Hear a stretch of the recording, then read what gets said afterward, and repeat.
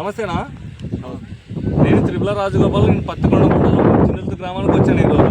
మనం ఈరోజు పత్తి ఫీల్డ్ చూడడానికి వచ్చినాము. ఇది పత్తి ఫీల్డ్ ఏం పేరు అన్న? మన పేరు సుంకేసులు. చిన్నవుల్తి గ్రామానికి వచ్చాము.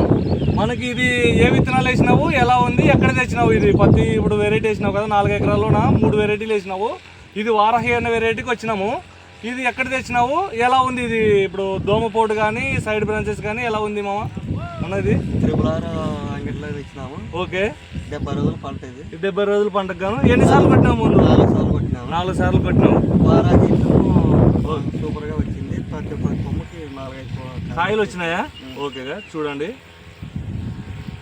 అయితే బాగుందంటావా ఈ ఇత్తనం? వారాహి ఇత్తనము బాగుంది. రైతులు అయితే వాడుకోవచ్చు అంటావా? అసలుకి 70 రోజులు కానీ 4 సార్లు కొట్టినావు. అసలుకి దోమపాటు కూడా తక్కువ ఉంది.